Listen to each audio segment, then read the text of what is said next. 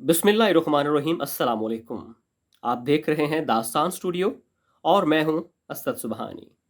बढ़ते हैं आज की दास्तान की जानिब। निकाह की तकरीब जारी थी। निकाह खान ने दूल्हे से उसका नाम पूछकर लिखा और फिर उसके वालिद का नाम पूछा। दूल्हा इस सवाल से घबरा गया और निकाह खान से कहा कि हम दो माँ बेटा ही हैं। मैंने कभी अपनी वालिदा से अपने वालिद का नाम नहीं पूछा, लिहाजा मैं अपनी वालिदा से पूछ कर आता हूँ। ये कहा और घर चला गया। महफिल में मौजूद लोगों में से किसी को भी उसके वालिद का नाम मालूम नहीं था। घर में दाखिल होकर उसने वालिदा से अपने वालिद का नाम पूछा।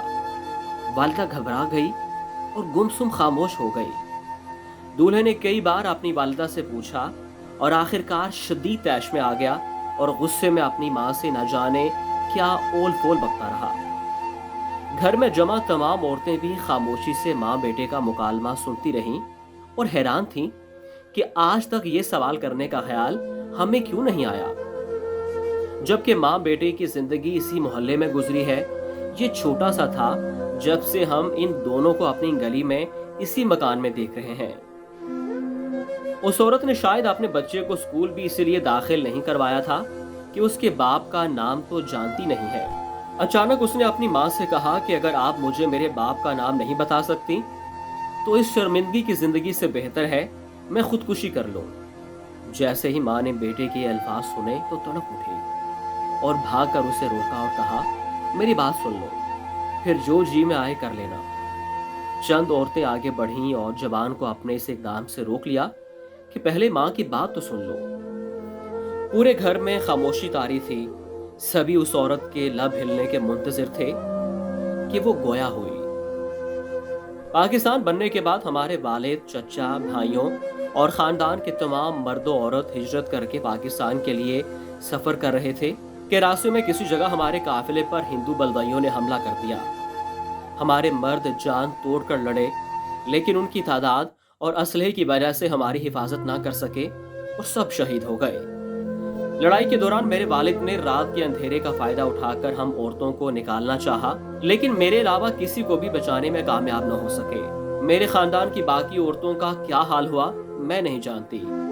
मर्दों और औरतों में से कोई जिंदा बचा या नहीं मुझे कुछ नहीं मालूम। वहां से भागने के बाद मैं इंतहाई खौफजदा हालत में दिन तो छुप कर गुजार लेती और रात को अल्लाह का नाम लेकर उस रास्ते पर चल पड़ती जो रवानगी से पहले हमारे मर्द हजरात आपस में तस्करा करते रहते थे। एक रात दौरान सफर मैंने किसी जगह पे एक बच्चे के रोने की आवाज सुनी। आगे जाकर देखा तो कई लाशों के दरमियान एक शीरखार बच्चा पड़ा हुआ था। मैंने उसे उठा लिया और सीने से लगाई सफर करती आखिरकार पाकिस्तान पहुंच गई। मुहाजिर कैंपों में किसी जगह भी मुझे अपने खानदान का कोई फर्द नजर ना आया और यूं मेरी दुनिया सिर्फ मेरे और उस बच्चे तक महदूद रह गई। मेरी उम्र कम थी और अभी मेरी शादी भी ना हुई थी।